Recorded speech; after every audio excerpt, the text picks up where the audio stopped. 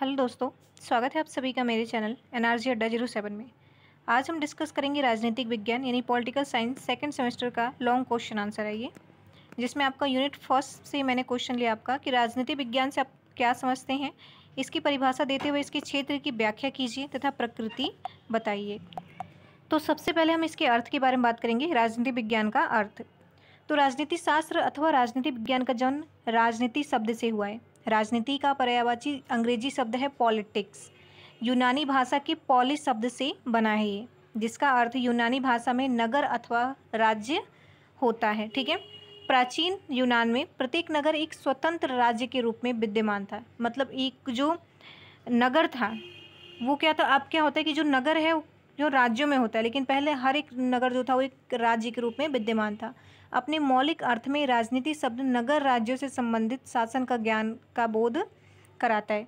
ठीक है, अब हम देख लेंगे कि इनकी परिभाषाएं, यानी कि किसने किसने अपनी परिभाषाएं अपने मत दिए हैं इसके बारे में। ठीक है, तो इसमें आपका है कि राजनीति विज्ञान को विद्वानों ने भिन्न भिन्न दृष्टिकोण से परिभाषित किया है। विद्वानों द्वारा प्रस्तुत राजनीति विज्ञान की परिभाषाएं निम्नवत है। पहला है आपका परंपरागत परिभाषाएं। राजनीति विज्ञान की प्रमुख परंपरागत परिभाषाओं को निम्नलिखित 3 वर्गों में रखा गया है। पहला है राजनीति विज्ञान, ठीक है, जिसमें आपका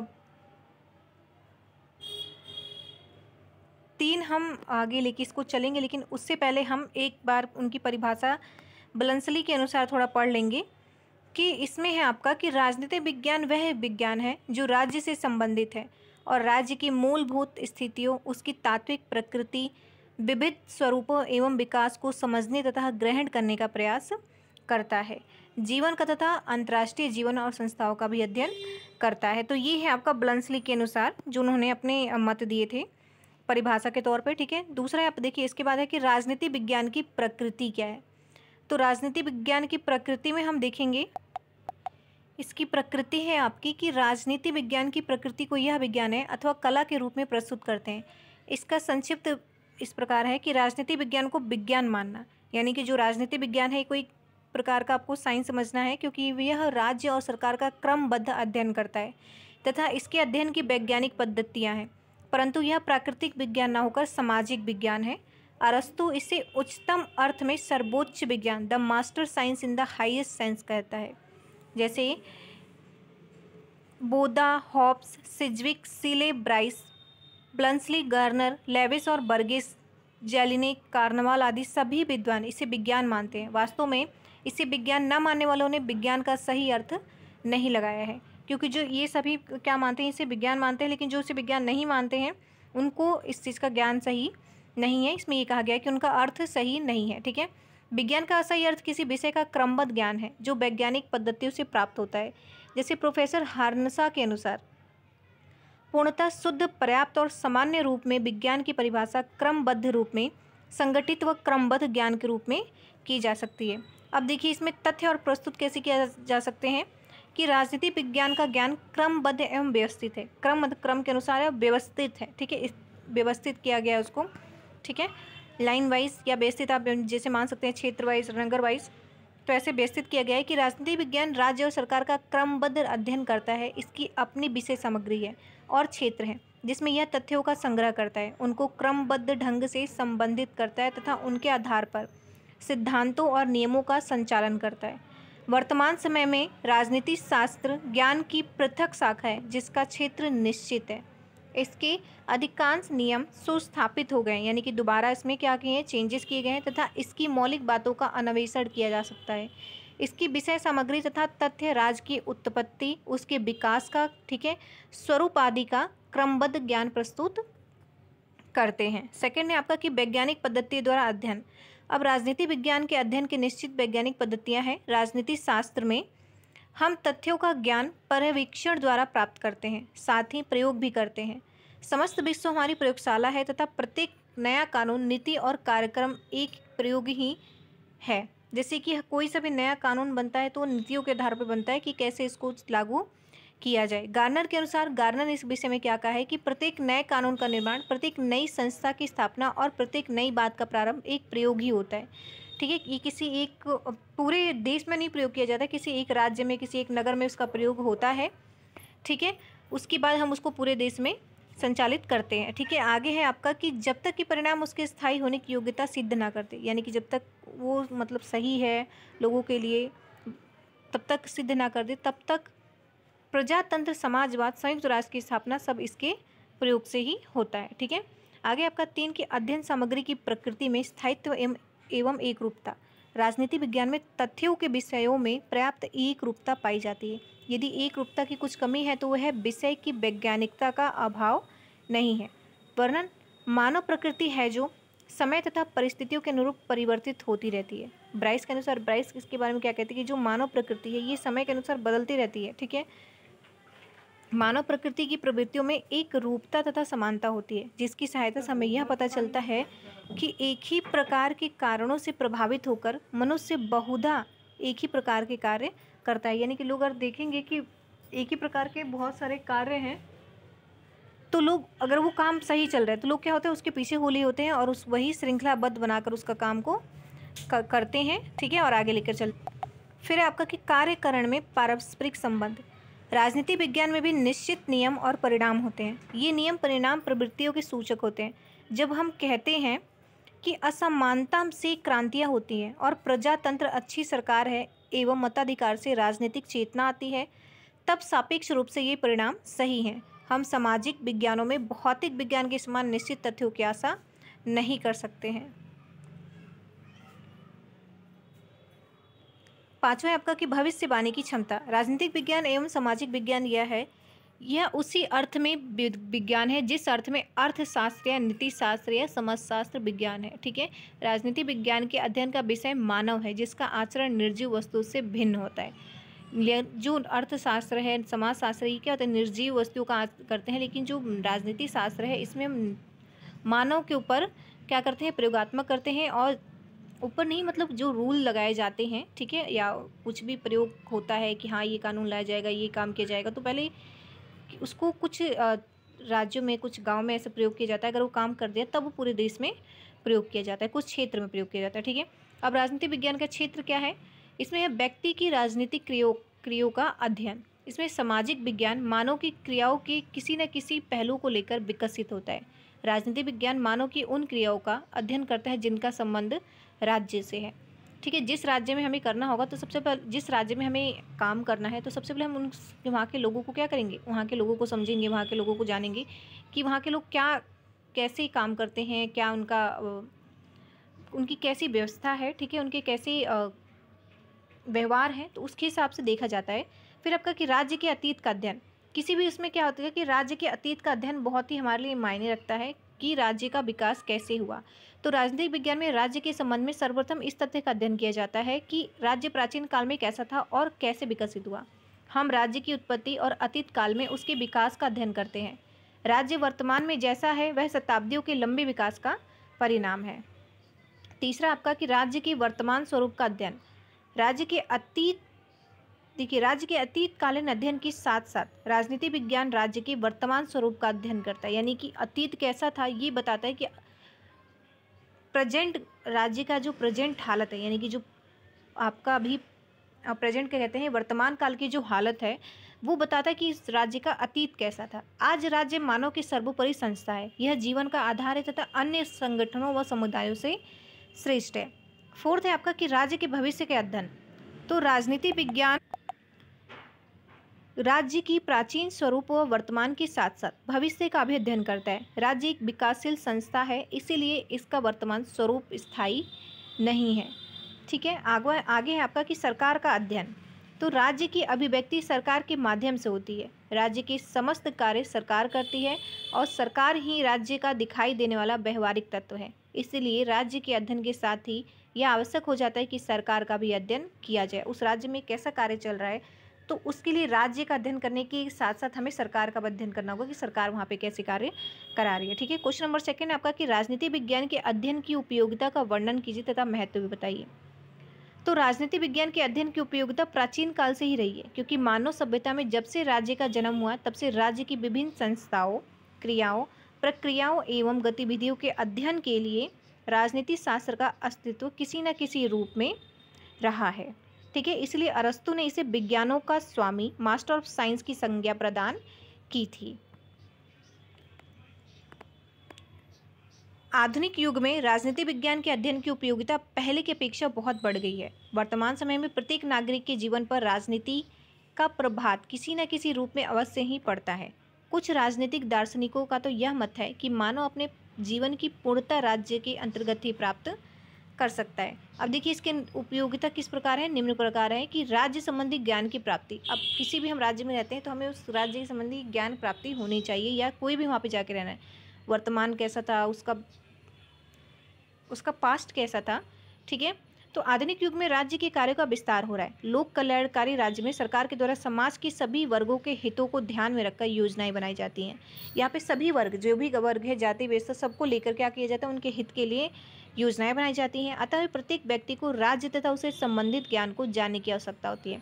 जब तक व्यक्ति राज्य संबंधी ज्ञान को प्राप्त करके उसका उपयोग नहीं करेगा, तब तक वह राज्य द्वारा प्रदत्त सुविधाओं का उपयोग नहीं कर सकेगा। होता यह है कि बहुत सारे राज्य में ऐसी योजनाएं चलाई जाती हैं। योजनाएं जब चलाई जाती हैं तो बहुत सारी ऐसी योजनाएं होती हैं जो आम लोगों तक नहीं पहुंच पाती। क्यों? क्योंकि उन लोगों को लोग अध्ययन ही नहीं करते हैं, या उनको ये बात नहीं पहुंच पाती उनके तक, ठीक है। तो ये करना भी, अध्ययन करना भी बहुत ज़रूरी है। जब तक व्यक्ति राज्य संबंधी ज्ञान को प्राप्त करके उसका उपयोग नहीं करेगा, तब तक वह राज्य प्रदत्त द्वारा सुविधाओं का उपभोग नहीं कर सकता। इसीलिए वर्तमान युग में राजनीति विज्ञान का अध्ययन अनिवार्य हो गया है, क्योंकि इसके अध्ययन से नागरिकों को राज्य संबंधी ज्ञान की प्राप्ति सरलता से हो जाती है। उसके बाद आपका सामाजिक शांति एवं व्यवस्था का रक्षक। अब क्या है, राजनीति विज्ञान राज्य का विज्ञान है, और साथ ही साथ यह स्पष्ट करता है कि नागरिकों को किस प्रकार कानून का पालन करना चाहिए, ठीक है, और किस प्रकार नियंत्रित जीवन उनके जीवन को सुख एवं शांति प्रदान कर सकता है। इसलिए कहा जाता है कि राजनीति विज्ञान का अध्ययन सुख एवं शांति का रक्षक है, ठीक है। आगे हम पढ़ेंगे कि उत्तरदायित्व की भावना को प्रोत्साहन। राजनीति विज्ञान का अध्ययन नागरिकों को उत्तरदायित्व की भावना का पाठ पढ़ाता है।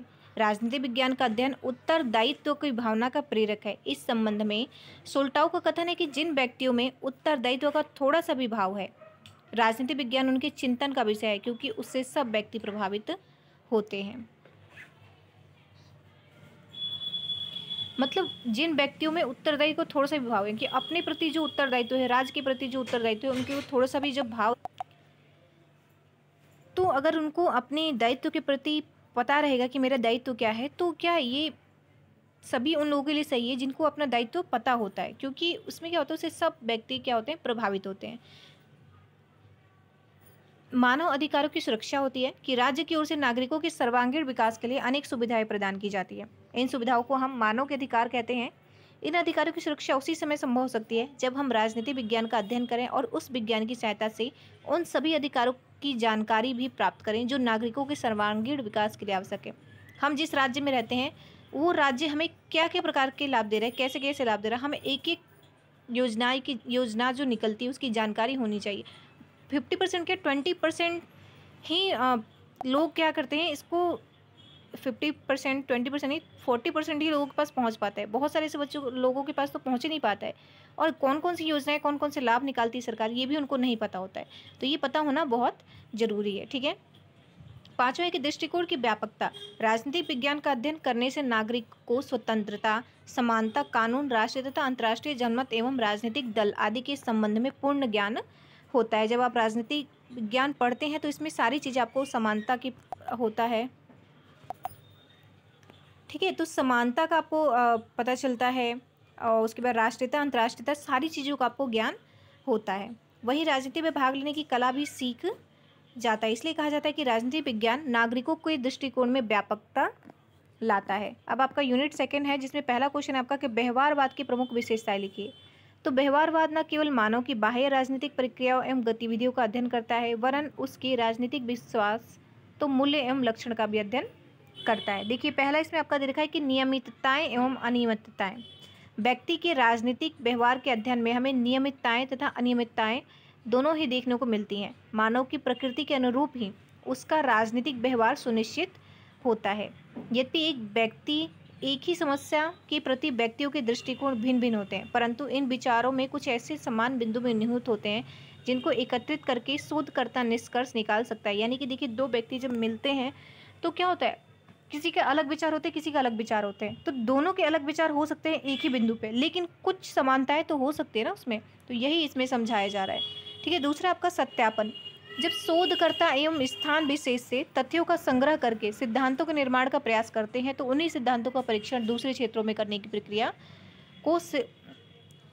को सत्यापन कहा जाता है। यानी कि देखिए, जब एक शोधकर्ता एक स्थान विशेष से तथ्यों का संग्रह करके सिद्धांतों के निर्माण का प्रयास करता है, मतलब एक जगह से उसको कोई चीज़ मिल गई और उसने क्या किया, सत्यापन कर दिया, मतलब उसके मिले जो चीज़ें मिली या तथ्य मिले, तो क्या किया उसने, सत्यापन किया, उसका सिद्धांत का संग्रह किया, और संग्रह करके सिद्धांतों के निर्माण का प्रयास करता है। तो जो सिद्धांत वो बनाते हैं उसके खिलाफ की, उसके लिए कि ये चीज़ें कैसे होंगी, तो क्या कहते हैं, जब वो वहाँ पे सफल हो जाता है वो प्रयास, तो दूसरे क्षेत्र में वो प्रक्रिया करने को तैयार रहते हैं। ठीक है, राजनीतिक व्यवहार के सामान्य में परिणामों तथा सिद्धांतों का सत्यापन संभव हो जाता है। परिणाम क्या होंगे, सिद्धांत क्या होता है, सत्यापन होता है। सत्यापन के उपरांत संग्रहित तथ्यों में वैज्ञानिकता की मात्रा बढ़ जाती है। मानवीय व्यवहार के संबंध में संग्रहित सामग्री की पुनः जांच तथा उसकी पुष्टि करने की क्रिया को सत्यापन की संज्ञा प्रदान की जाती है। फिर आपका है शुद्ध तकनीक होनी चाहिए। मानवीय व्यवहार के अध्ययन में एकत्र सामग्री को परीक्षण और विशुद्ध तकनीक के माध्यम से समझा जाता है। जैसे आपका है गणित, सांख्यिकी तथा कंप्यूटर की तकनीकों का प्रयोग किया जा सकता है, और मानवीय व्यवहार का परिवीक्षण करने तथा परिणामों को अंकित करने के लिए कठोर शुद्धिकरण के साधनों को अपनाया जाता है। फिर आपका है परिमाणीकरण। परिमाण मतलब क्या होता है कि जो शोधकर्ता की है उसका क्या है, सामग्री यूज किया है, मापन सबकी यूज किया है, तो क्या किया जाता है, सामग्री और दृष्टिकोण से का प्रयोग करके परिमाण किया जाता है कि क्या इसका मतलब जो भी उन्होंने शोध किया है उसका परिणाम क्या है ना, तो मतलब जो रिजल्ट आना वो होता है आपको परिमाणीकरण। ठीक है, इसमें क्या होता है कि मापन तथा परिमाणीकरण का यह कार्य शोधकर्ता के लिए अनिवार्य है। साथ ही साथ यह अन्य प्रयोजनों में भी प्रयुक्त किया जा सकता है। विद्वानों का मत है कि राजनीतिक विकास का मापन संभव है। उसके बाद है आपका कि मूल्य निरपेक्षता। व्यवहार में शोधकर्ता के द्वारा व्यक्तिगत मूल्यों को पृथक रखा जाता है, यानी अलग रखा जाता है, जिससे शोध पर शोधकर्ता के विचारों का प्रभाव न पड़ सके। यानी कि जो शोध करता है वो अपने सिर्फ विचार ना रखे उस शोध में, वो लोग सभी जो भी उसमें आ रहा है शोध में जो भी रियलिटी है उसको वो रखे। ठीक है, इस संबंध में विद्वानों का यह मत है कि शोधकर्ता को अपने मूल्यों की घोषणा में पूर्व ही कर देनी चाहिए, इससे शोध पर व्यक्तिगत मूल्यों का प्रभाव नहीं पड़ेगा। क्रमबद्धीकरण क्या होता है, क्रम से, यानी कि लाइन वाइज, क्रम वाइज करनी चाहिए। ठीक, क्रमबद्धता एक क्या होता है, एक सिद्धांत होता है कि क्रमबद्ध से हमें करना चाहिए कार्य को। क्रमबद्ध तरीके से क्या होता है कि लय बनी रहती है। संबंध तथा क्रमबद्ध ज्ञान के दो ऐसे भाग समझा जाना चाहिए जो परस्पर संबंध हो। ठीक है, सिद्धांत से अशिक्षित अनुसंधान निरर्थक हो सकता है तथा आंकड़ों में असमर्थित सिद्धांत निरर्थक होता है। यूनिट 3 में आपका कि राज्य की प्रमुख तथ्यों की संक्षेप में विवेचना कीजिए। तो राज्य के प्रमुख तत्व कौन से हैं, राजनीतिक विज्ञान का प्रतिपाद्य विषय राज्य है। राज्य से ही राजनीति विज्ञान के अध्ययन का प्रारंभ और अंत होता है। राज्य के निम्नलिखित कर तथ्यों का होना आवश्यक होता है। पहला आपका कि देखिए कौन से तत्व हैं जो ये इंपॉर्टेंट हो सकता है कि राज्य के प्रमुख तत्व कौन से हैं। तो पहला आपका जनसंख्या। तो राज्य का प्रथम अनिवार्य तत्व जनसंख्या है। जब तक जनसंख्या नहीं होगी तब तक आप किसी भी राज्य में, क्या देश में, अगर राज्य हो या देश हो, जनसंख्या नहीं होगी तो फिर किस बात का वो राज्य। तो राज्य में प्रथम अनिवार्य तत्व जनसंख्या है। राज्य व्यक्तियों के योग से बनता है। ठीक है, उनके योग जो बहुत सारे लोग मिलकर रहते हैं, बिना जनसंख्या के राज्य की कल्पना नहीं की जा सकती। ठीक है, ब्लंसली के अनुसार जनसंख्या आप समझते हैं जहाँ पे बहुत सारे लोग रहते हैं राज्य के, मतलब एक गुट में रहते हैं, गांव में इकट्ठे रहते हैं, तो गांव भी बना होता है। कई सारे गांव नगर मिलके क्या होती हैं, राज्य का निर्माण करते हैं। तो ब्लंसली क्या कह रहे हैं कि ब्लंसली के अनुसार कि राज्य के अस्तित्व का आधार जनता में निहित है। जनसंख्या के संबंध में यह कहना कठिन है कि राज्य में कितनी जनसंख्या होनी चाहिए। इस संबंध में केवल यह कहा जा सकता है कि राज्य में जनसंख्या ना तो अधिक और ना ही बहुत कम होनी चाहिए। ठीक है, दूसरा आपका कि प्रदेश। अब भूमि, प्रदेश अथवा स्थायी भूभाग राज्य का आवश्यक तत्व है। प्रत्येक राज्य के पास निश्चित भूभाग अथवा क्षेत्र होना चाहिए जिसकी सीमाएं पूर्व निश्चित हों और जिसमें उसे राज्य की जनता स्थायी रूप से निवास करती हो। यानी कि राज्य में क्या होता है, एक सीमाएं निश्चित होती हैं और जो जनता होती है वो पहले से ही उसमें निवास करती है, कहीं और से आके वो निवास नहीं करती है। जो राज्य जब बनता है तो जनता जो क्या है वो पहले से ही उसमें क्या करती है, निवास करती है और एक क्षेत्र बन जाता है जिसमें वो रहती है। ठीक है, इधर उधर भटकने वाली खानाबदोश जाति को राज्य की संज्ञा नहीं दी जा सकती है। यानी कि इधर उधर जो जाति भटकती रहती है, खानाबदोश जो होती है, उसको राज्य की हम संज्ञा नहीं दे सकते। राज्य के लिए पहले एक क्षेत्र निर्धारित होता है। एक निश्चित भूखंड पर अधिकार स्थापित करने के उपरांत ही वह एक राज्य होने का दावा कर सकते हैं। ठीक है, तीसरा आपका सरकार। अब राज्य क्या है? एक अमूर्त संस्था है जिसका मूर्त रूप सरकार है। राज्य क्या है? एक अमूर्त संस्था है और जिसका मूर्त रूप सरकार है। सरकार कुछ व्यक्तियों का वह संगठन है जो राज्य की इच्छा को कार्यान्वित करता है और सामूहिक जीवन की समुचित व्यवस्था करने, कानून निर्माण करने तथा उन्हें लागू करने व वित्त प्रशासन की व्यवस्था करने तथा शांति और व्यवस्था की स्थापना के लिए सरकार की आवश्यकता होती है। सरकार की क्यों आवश्यकता होती है? बहुत सारे लोग हैं, बहुत सारी चीज़ें हैं। कानून को और राज्य में शांति बनाए रखने के लिए एक कानून है ना, बहुत सारी चीज़ों को बनाना पड़ता है। अगर कोई सरकार नहीं होगा तो लोग अपनी मनमानी करेंगे, अपने अनुसार कार्य करेंगे, किसी को लाभ होगा, किसी को हानि होगी। तो राज्य को चलाने के लिए, देश को चलाने के लिए क्या किया जाता है? एक सरकार की स्थापना होती है या सरकार बनाई जाती है। ठीक है, तो अब क्या होता है? संप्रभुता राज्य का सबसे महत्वपूर्ण तत्व है जिसे हम राज्य का प्राण भी कह सकते हैं। यही तत्व राज्य का अन्य सामाजिक संस्थाओं में भेद करता है। प्रत्येक राज्य के लिए यह आवश्यक है कि वह बाह्य नियंत्रण से मुक्त हो और आंतरिक क्षेत्र में भी सर्वोपरि हो। बाह्य नियंत्रण मतलब बाहर के उससे क्या हो? मुक्त हो, अपने अनुसार वो कार्य कर सके। संप्रभुता आंतरिक और बाह्य दो प्रकार की होती है। आंतरिक संप्रभुता का अभिप्राय है जिन अपनी प्रादेशिक सीमा के अंतर्गत राज्य के ऊपर अन्य कोई सत्ता नहीं है। यानी कि हमारी जो सीमा है वो सिर्फ हमारी, जो मतलब कि एक क्षेत्र बांट दिया गया, उसमें कोई राजा बना दिया गया, तो उस राजा का ही उस पर अधिकार होगा, कोई दूसरा राजा आके हम पे अधिकार नहीं जमाएगा। तो ये निश्चित कर दी जाती है। ठीक है, और कानून व्यक्ति समुदाय कोई भी राज्य से ऊपर नहीं है। बाह्य संप्रभुता का अर्थ है कि राज्य की सीमा के बाहर कोई सट्टा राज्य के ऊपर नहीं होता है। ठीक है, अब राज्य के इन चार तत्वों के अतिरिक्त गार्नर राज्य के एक अन्य तत्व का उल्लेख करता है कि गार्नर के अनुसार राज्य के लिए संभवतः आज्ञाकर्ता का होना भी आवश्यक है। यानी कि जो जनता वहाँ रहती है, जनसंख्या रहती है, उसका आज्ञाकर्ता होना आवश्यक है। फिर आपका यूनिट 4 है कि संप्रभुता की परिभाषा दीजिए तथा इसकी विशेषता बताइए। तो संप्रभुता शब्द अंग्रेजी शब्द सोवर्निटी का हिंदी रूपांतरण है। यह हिट शब्द लैटिन भाषा के सप्रेनस से लिया गया है जिसका अर्थ उसे इस भाषा में सर्वोच्च शक्ति है। इस प्रकार संप्रभुता राज्य की सर्वोच्च शक्ति है। यह सर्वोच्च शक्ति राज्य के अधीन सदैव ही रहती है। इसी शक्ति के बल पर राज्य अपने राज्य दिन सभी निवासियों व संस्थाओं के आज्ञा पालन करने को विवश करता है तथा स्वयं किसी आज्ञा का पालन करने के लिए बाध्य नहीं होता है। अब देखिए इसकी परिभाषा क्या है कि जेलिनेक के अनुसार संप्रभुता राज्य का वह गुण है जिसके परिणाम स्वरूप वो अपनी इच्छा और शक्ति के अतिरिक्त अन्य किसी प्रकार से बाध्य अथवा सीमित नहीं होगा। वर्गस ने क्या कहा है कि संप्रभुता राज्य के निवासी तथा समुदायों पर मौलिक निरंकुश तथा असीमित शक्ति है जो लोगों को आज्ञा पालन के लिए बातें कर सकती है।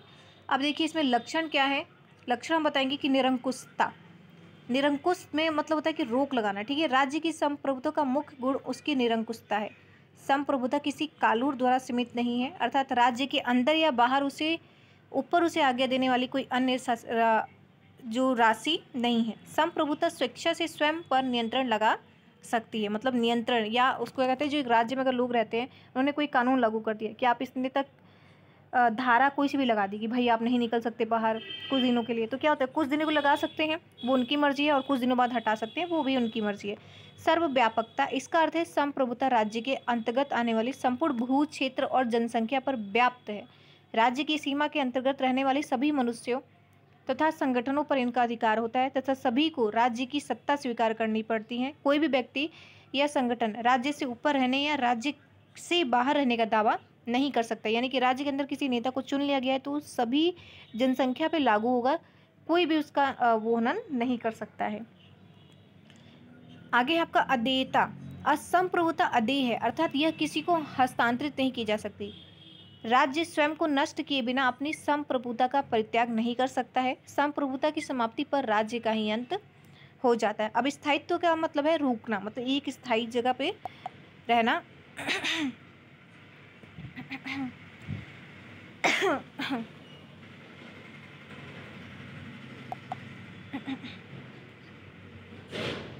अब स्थायित्व में आपका है कि संप्रभुता और राज्य का अटूट संबंध होता है। संप्रभुता राज्य का स्थायी गुण है। जब तक राज्य है तब तक संप्रभुता है। संप्रभुता के बिना कोई राज्य स्वतंत्र नहीं हो सकता है, यानी इसके अपने कानून होते हैं जिसके हिसाब से ये उस पर लागू कर सकता है या स्वतंत्र रख सकता है। अपने इस गुण को खोने के बाद राज्य का अस्तित्व ही समाप्त हो जाता है। दूसरे शब्दों में यह कहा जा सकता है कि यदि संप्रभुता नष्ट हो जाए तो राज्य भी नष्ट हो जाता है। अब है आपका अविभाज्यता। संप्रभुता अविभाज्य होती है। एक राज्य में एक ही सर्वोपरि शक्ति है। नागरिक केवल एक ही शक्ति की आज्ञा का पालन करते हैं। गैटिल का वचन है कि यदि संप्रभुता पूर्ण नहीं है तो किसी राज्य का अस्तित्व ही नहीं रह सकता है। यानी कि एक जो नागरिक होता है वो उसी नागरिक अगर राज्य में रहता है तो वो उसी सरकार की बात मानेगा जो कि उस राज्य का बना हुआ है। ठीक है। मौलिकता, इसमें आपका है मौलिकता। संप्रभुता मौलिक होती है। यह राज्य का मौलिक गुण है जिसे किसी दूसरी शक्ति द्वारा प्रदान नहीं किया जा सकता। यह राज्य की अपनी स्वयं की मौलिक शक्ति होती है। यह राज्य का स्वाभाविक गुण है जो राज्य को स्वयं अपने आप में प्राप्त होता है। दूसरा आपका आगे है 7वां कि एकत्व अथवा अनन्यता। एकत्व का अर्थ है कि राज्य में एक ही संप्रभु होता है। यदि संप्रभु एक से अधिक है तब राज्य भी एक से अधिक है। जैसे एक म्यान में 2 तलवारें नहीं रह सकती, ठीक वैसे ही एक राज्य में 2 संप्रभु नहीं रह सकते। संप्रभुता राज्य में सर्वोच्च है और सबके अधीन है तथा एक राज्य में भी संप्रभु, एक राज्य में एक ही संप्रभुता होती है, एक राज्य में 2 संप्रभुता नहीं रह सकती। फिर आपका आता है यूनिट 5। इसमें आपका है न्याय को परिभाषित कीजिए तथा न्याय की प्रमुख विशेषताओं पर प्रकाश डालिए। अब न्याय क्या है? न्याय का मतलब होता है कि सही गलत को पहचान कर सही न्याय। न्याय का मतलब कि एक वो होता है कि जो सही हो उसको न्याय मिलना चाहिए। यानी कि एक ऐसा जो सही हो उसकी तरफ वो जैसे कोर्ट में अगर हम कोई दाखिल करते हैं, जो एक गलत होता है और एक सही होता है, तो जो गलत होता है उसको क्या मिलता है? दंड मिलती है। जो सही होता है उसको न्याय मिलती है। यानी कि सही की तरफ पलड़ा झुकना और सही की तरफ आदेश जाना। तो न्याय की अवधारणा प्राचीन काल से ही राजनीतिक चिंतन का महत्वपूर्ण विषय रही है, परंतु आधुनिक समय में परंपरागत न्याय की अवधारणा में अनेक मौलिक परिवर्तन हुए। प्राचीन यूनानी दार्शनिक प्लेटो ने न्याय को आत्मा का गुण बताया है। प्राचीन काल में न्यायपूर्ण व्यक्ति के संबंध में विचार प्रस्तुत किए गए। व्यक्तियों में उन सद्गुणों की खोज की जाती थी जो उनको न्यायपरायण बना सके। आधुनिक समय में न्याय की अवधारणा न्यायपूर्ण समाज तथा सामाजिक न्याय के सिद्धांतों से संबंध है। अब देखिए इसमें क्या है कि यह शब्द न्याय एक जटिल अवधारणा है। यह शब्द अंग्रेजी भाषा के जस्टिस शब्द का हिंदी रूपांतरण है। जस्टिस शब्द की उत्पत्ति लैटिन भाषा के जस शब्द से हुई है जिसका अर्थ है बांधना। इस प्रकार से न्याय अथवा जस्टिसिया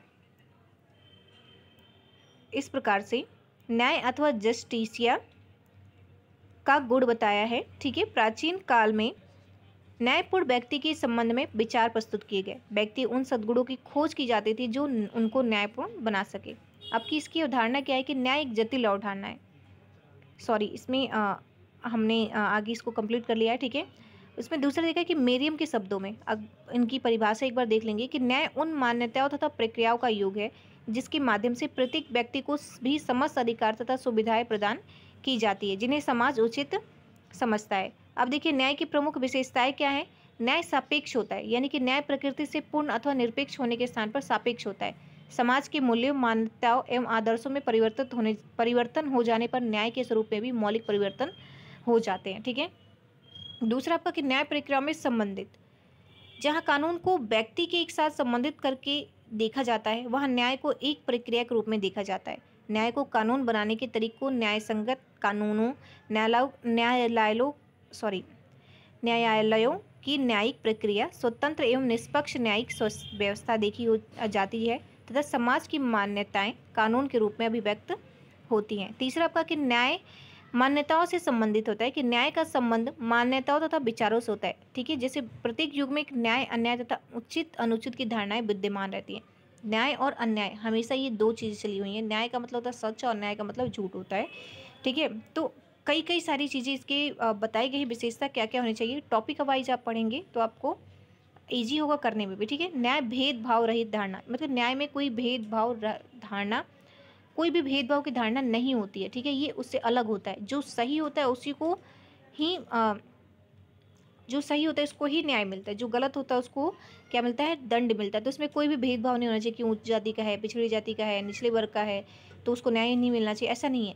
जो सही न्याय करने वाला होता है वो भेदभाव जाति व्यवस्था नहीं देखता, ठीक है। निष्पक्षता पर आधारित, निष्पक्षता का मतलब होता है कि न्याय निष्पक्षता पर आधारित होता है। न्याय व्यक्ति के मध्य धर्म, वंश, जाति, लिंग, जन्म के स्थान पर आधार पर कोई भी भेदभाव नहीं करता है। निष्पक्ष न्याय के लिए आधुनिक समय में संविधान के द्वारा ऐसे प्रावधान किए जाते हैं जिससे न्यायालय स्वतंत्र तथा निष्पक्ष भूमिका का निर्वाह कर सके। अब दूसरा, सत्ता के प्रकारों का स्पष्ट कीजिए। तो सत्ता क्या है? परंपरागत सत्ता। परंपरागत सत्ता उस समय प्रभावी होता है जब अधीष्ट अधिकारी अथवा व्यक्ति वरिष्ठ अधिकारी की आज्ञाओं का पालन कर इस आधार पर करे कि इस प्रकार पालन होता है कि इसमें क्या होता है कि परंपरागत यानी कि जैसे परंपराओं से चली आ रही है कि ये पहले ये अधिकारी, फिर ये अधिकारी, फिर ये अधिकारी आएंगे। तो क्या होता है कि एक अधीनस्थ एक सबसे ऊपर अधिकारी होते हैं, उनकी आज्ञाओं का सब पालन करते हैं, फिर उससे जो नीचे होते हैं उनकी आज्ञाओं का पालन करते हैं। तो ऐसे चलता है, ठीक है। बौद्धिक कानूनी सत्ता, जब कोई नियम अथवा निर्देश अधीनस्थों द्वारा इस आधार पर स्वीकार किया जाए कि वह नियम अथवा निर्देश उच्च स्तर के अमूर्त नियमों के साथ सम्मत है तथा तब सत्ता को बौद्धिक कानूनी सत्ता माना जाता है। इस प्रकार की सत्ता का उदाहरण आधुनिक नौकरशाही है, ठीक है। चमत्कारी सत्ता क्या है कि जब अधीनस्थ व्यक्ति सत्ताधारी के आदेशों को उसके व्यक्तिगत चमत्कारी प्रभाव के कारण स्वीकार करते हैं, तो इस प्रकार की सत्ता को चमत्कारी, जैसे कि कोई एक आया इंसान वो आप पे बहुत प्रभाव डाल रहा है ना, कि कोई आपका सीनियर आ गया, आप उसके काम से बहुत प्रभावित है, तो क्या होता है आप उसकी हर बात को मानने लग जाते हैं। तो ये भी क्या एक चमत्कारी सत्ता हो जाता है। फिर आपका सत्ता के अन्य प्रकार है जैसे राजनीतिक सत्ता। अब इसमें क्या है कि साधारणतः राजनीतिक सत्ता का अर्थ है शासन सत्ता से ही लिया गया है, परंतु यह विचार उचित नहीं है कि राजनीतिक सत्ता शासन सत्ता से व्यापक होती है, ठीक है। दूसरा इसमें आपका आएगा ये, क्योंकि बहुत ज़्यादा है राजनीतिक सत्ता में, आप जानते हैं कि बहुत सारी जो राजनीति में रहते हैं वो बहुत सारे मंत्री होते हैं, ठीक है। किस प्रकार वो काम करते हैं, किस प्रकार चुनाव लड़ते हैं, किस कौन कौन से आंदोलन चलाए गए, इसमें इनको बताया गया। फिर आपका धार्मिक सत्ता, धर्म के आधार पर जो धार्मिक सत्ता चलाई जाती है वो धार्मिक सत्ता भी होता है, इसमें धार्मिक जो गुरु होने का अथवा अपने धार्मिक विश्वासों के कारण करते हैं। तो इस प्रकार सत्ता को धार्मिक सत्ता कहते हैं जब अधीनस्थ व्यक्ति सत्ताधारी व्यक्ति को आज्ञाओं का पालन करते हैं, यानी कि जो अधीनस्थ व्यक्ति हैं वो सत्ताधारी व्यक्ति की आज्ञाओं का पालन करते हैं, उस व्यक्ति के धार्मिक गुरु होने अथवा अपने धार्मिक विश्वासों के कारण करते हैं। यानी कि अगर कोई, जैसे कि मैं किसी पद पे आधारित हूँ और मेरा कोई गुरु है, वो मुझे किसी चीज़ का आज्ञा देगा, ठीक है, या मैं उनको दूंगी, तो वो क्या करेंगे, दूसरे का पालन करेंगे, तो एक दूसरे के क्या ये अंडर ही आते हैं। प्राचीन काल में राजाओं की शक्ति का आधार उनकी धार्मिक सत्ता ही होती थी। आगे आपका कि यूनिट 6, उदारवाद की उदय के लिए उत्तरदायी कारण क्या थे, या ठीक है। तो इसमें आपका आएगा कि राजनीतिक चिंतन के क्षेत्र में उदारवाद के उदय हेतु अनेक कारण उत्तरदायी थे, जिनमें कुछ इस प्रकार है। कौन से हैं? औद्योगिक क्रांति का प्रभाव, मध्य युग में लोगों का आर्थिक जीवन स्वतंत्र नहीं था, कृषक सामंतों के अधीन हुआ करते थे, उनको कर देना पड़ता था, ठीक है, और नौकरशाही हुआ करता था। इसके अतिरिक्त चर्च भी आर्थिक जीवन में हस्तक्षेप करता था। आर्थिक जीवन की गतिविधियों के संबंध में अनेक धार्मिक तथा नैतिक नियम थे। 18वीं सदी के अंत में औद्योगिक क्रांति के परिणाम स्वरूप वस्तुओं का बहुत बड़े पैमाने पर उत्पादन होने लगा। इस उत्पादन के परिणाम स्वरूप जितनी तेजी से समृद्धि आई उतनी ही गति से आर्थिक जीवन पर चले आ रहे नियंत्रण समाप्त होने लगे। जैसे लोगों के पास उतना धन पहले नहीं हुआ करता था, सिर्फ एक के पास इतना धन होता था तो वो पूरे राज्य को करता था। लेकिन अब क्या हुआ, जितनी ज़्यादा व्यापार आया, जितनी ज़्यादा चीज़ें विकसित हुई, बड़े पैमाने पर उत्पादन हुआ, तो क्या हुआ आगे चलकर, ये क्या हुई, ये जो आर्थिक जीवन पर लोगों के नियंत्रण रहते थे कि तुम कर दो, ये दो, तो ये सारी क्या चीज़ें होने लगी, समाप्त होने लगी। उसके बाद आगे आपका कि उसका एकमात्र उद्देश्य अधिकाधिक पूंजी अर्जित करना था। यह वर्ग उन समस्त नियमों और प्रतिबंधों का विरोध करने लगा जो अधिकाधिक संपत्ति के अर्जन में बाधक थे, ठीक है। दूसरा आपका कि पुनर्जागरण का प्रभाव। अब प्राचीन युग में यूनानी जीवन के अंतर्गत व्यक्ति के जीवन को आधारभूत रूप में महत्व प्राप्त था। उसके चिंतन का स्वरूप लौकिक था। प्राचीन यूनानियों ने दर्शन, साहित्य, कला तथा विज्ञान के क्षेत्र में आश्चर्यजनक प्रगति की, परंतु मध्य युग में परलौकिक दृष्टिकोण को अपना लिया गया। परिणाम स्वरूप चिंतन का एकमात्र केंद्र ईश्वर को हो जाने के कारण जीवन के अन्य क्षेत्रों में कोई प्रगति नहीं हो सकी थी। मध्य युग में व्यक्ति की उपेक्षा की गई।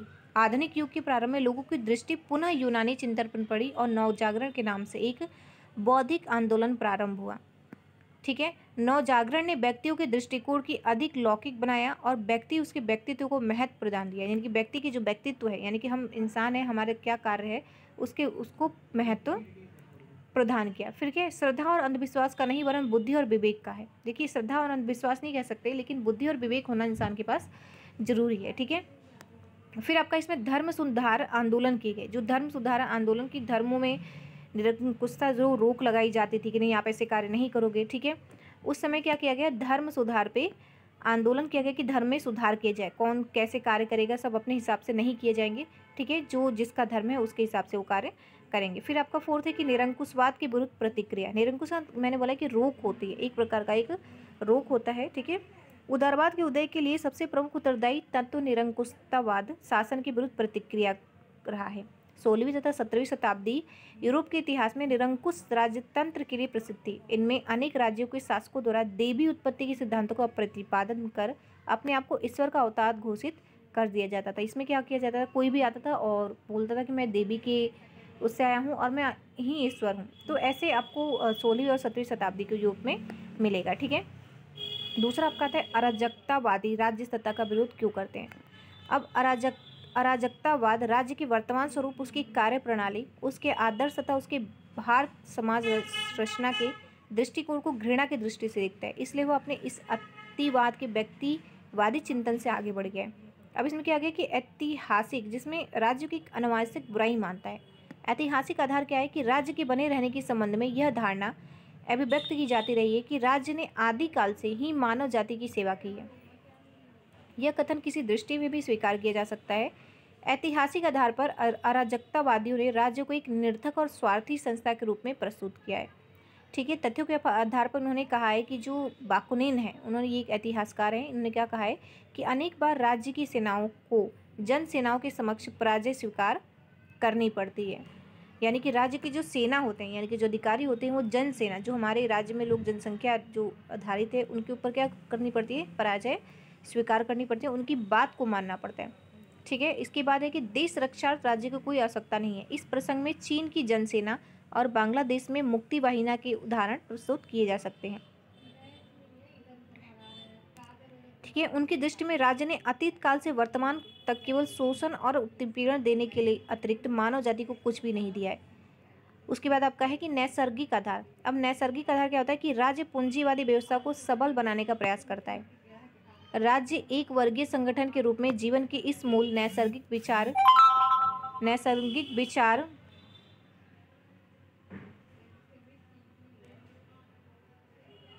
के विरुद्ध खड़ा दिखाई देता है, जो प्रत्येक व्यक्ति को जीवन संघर्ष के अनुरूप बनने से रोकता है। राज्य निर्बलों को सहयोग और सहायता देने के स्थान पर शोषणकर्ताओं को इतना अधिक सहयोग देता है कि नैसर्गिक आधार पर विकास करने से स्वाभाविक अवसर समाप्त हो जाते हैं। देखिए, क्रोपटिकिन ने क्या कहा है कि समस्त सरकारें, चाहे उनका स्वरूप राजतंत्रात्मक, वैधानिक या गणनात्मक हो, कुलीन वर्ग पादरियों और व्यापारियों के हितों की बलपूर्वक रक्षा करता है। फिर आपका नैतिक आधार है।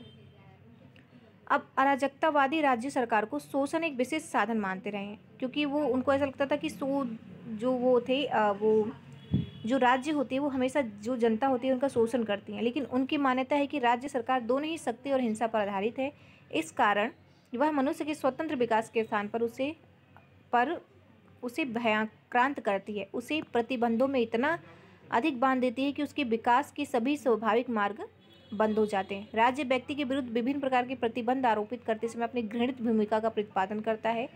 इस प्रसंग में रूस, चीन अथवा भारत के आपातकालीन युग का यदि स्मरण कर लें, याद कर लें, तो हमें पता चल जाएगा कि राज्य व्यक्ति को अपने विरुद्ध बोलने से अथवा सही बात अभिव्यक्त करने से किस प्रकार रोक सकता है। इसमें दिखाया गया है कि जो राज्य है, मतलब उनके अनुसार कि राज्य जो है वो अपनी जो सरकार है वो अपनी बातों को, अगर कोई अपनी बातें रखना चाहता है तो किस प्रकार उसको निरंकुश लगाती है, उस पर रोक लगाती है, ये भी इसमें बताया गया है। फिर मनोविज्ञान के आधार पर मनोविज्ञान क्या कहता है इसमें, राज्य ने जन कल्याण की जिन कार्यों को पूर्ण किया वह व्यक्ति में हीनता और परमुखापेक्षी भावना को भरने से अधिक कुछ नहीं कर रहा है। मनोविज्ञान दृष्टि से व्यक्ति अपने सुख और दुख के साथ जीता है। यह भी सत्य है कि परावलंबी जीवन स्वीकार नहीं करता, वह स्वतंत्र बोध का एक मुक्त हस्ताक्षर है। कोई भी इंसान बंध के नहीं रहना चाहता, वो स्वतंत्र रहना चाहता है, ठीक है। उसको जकड़ने वाली वो बंधन जो है वो नहीं चाहिए, ठीक है। इस पराभूत में व्यक्तित्व को अराजकतावादी राज्य से मुक्ति दिलाना चाहते हैं। इस दृष्टि से मनोवैज्ञानिक आधार पर वह राज्य का विरोध करते हैं। पांचवा आपका कि राजनीतिक आधार अराजकतावादियों के अनुसार राज्य का नियंत्रण सत्ता के रूप में अभिव्यक्त होता है। सत्ता या तो द्वेषपूर्ण होती है या अंधी होती है।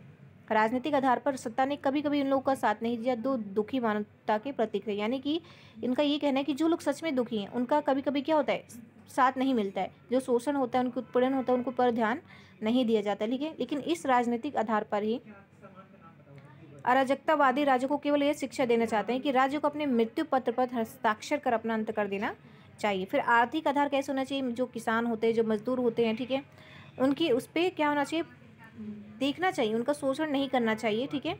और जो वो जिस प्रकार वो परिश्रम करते हैं उनके हिसाब से उनको उनका फल भी मिलना चाहिए, ठीक है। आगे हम पढ़ेंगे इसमें थर्ड है कि पूंजीवादी प्रणाली की विशेषताएं लिखिए।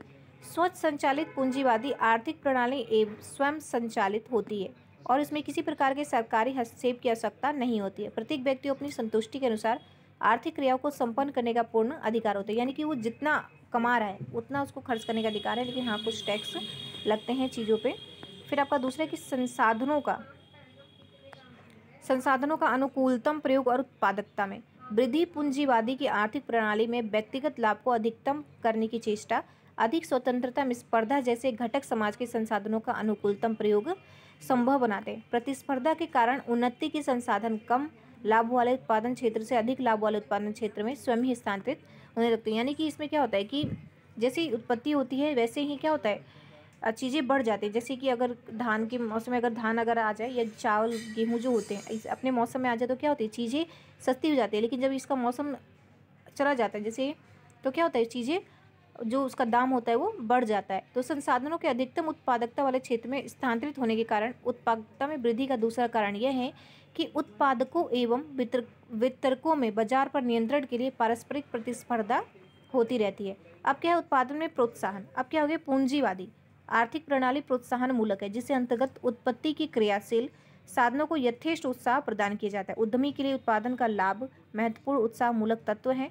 इसके अतिरिक्त व्यक्तिगत लाभ का उद्देश्य जो पूंजीवाद की आधारभूत विशेषता है, एक सबल प्रोत्साहन मूलक तत्व है। अब आपका है कि व्यक्तिगत लाभ। अब व्यक्तिगत लाभ भी होना चाहिए। लोग अगर कार्य कर रहे हैं, साधनों का यूज कर रहे हैं, तो उनका व्यक्तिगत क्या होना चाहिए, लाभ भी होना चाहिए। फिर आपका 4 है कि रहन सहन के स्तर में सुधार। अगर रहन सहन के स्तर में सुधार होगा तो ही हम क्या करेंगे कि यदि पूंजीवादी प्रणाली पर आधारित अमेरिकी अर्थव्यवस्था के उदाहरण को लिया जाए तो यह स्वतः ही अनुभव किया जा सकता है कि अमेरिकी व्यक्तियों का रहन सहन का स्तर पूंजीवाद के उद्यम के साथ ही विकसित होता जा रहा है, ठीक है। अमेरिका और अन्य पश्चिमी यूरोपीय पूंजीवादी देशों के आर्थिक प्रणाली व्यक्तिगत लाभ के उद्देश्य पर आधारित होने के कारण जनसंख्या वृद्धि के होते हुए भी व्यक्तियों की प्रति आय और उनकी कार्य क्षमता में वृद्धि को संभव बनाती है। यानी कि उनके वहाँ पे लोग हैं लेकिन उस प्रकार से उनकी आर्थिक भी स्थिति भी उनकी बहुत बढ़िया है ना। किसी को भी ऐसा नहीं है कि एक जॉब पे उनको एक जॉब है और 4 या 5 लोगों को मशक्कत करनी पड़ रही है।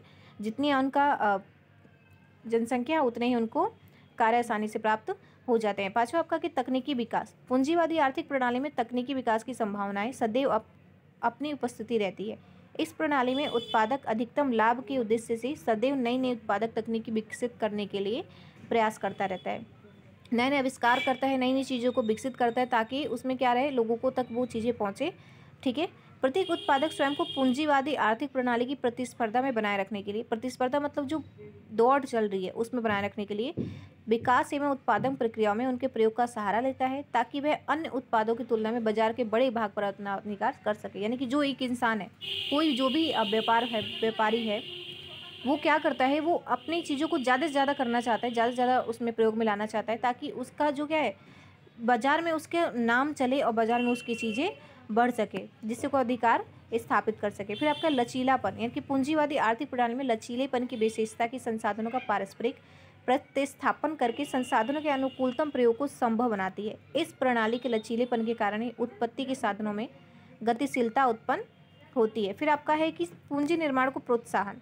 पूंजीवादी आर्थिक प्रणाली में व्यक्तिगत संपत्ति का अधिकार एवं उत्तराधिकार के नियम से के कारण बचत करने की प्रेरणा को प्रोत्साहन मिलता है, जिससे विनियोग पूंजी निर्माण की दर में वृद्धि होती है तथा उत्पादन भी प्रोत्साहित होता है। फिर आपका है योग्यता अनुसार पुरस्कार, इसमें क्या होता है, इंसेंटिव जो होता है, ठीक है, जिस प्रकार आप कार्य करेंगे उसको श्रमिकों को उच्च पारिश्रमिक देकर पुरस्कृत किया जाता है। यानी जिस प्रकार जो श्रमिक होते हैं उनको उच्च इनाम, यानी कि उसके अनुसार वो कार्य जिस प्रकार वो करते हैं या उसके हिसाब से उनके परिश्रम को देखते हुए उनको पुरस्कृत किया जाता है। 9 आपका आर्थिक विकास की दर में वृद्धि, ठीक है।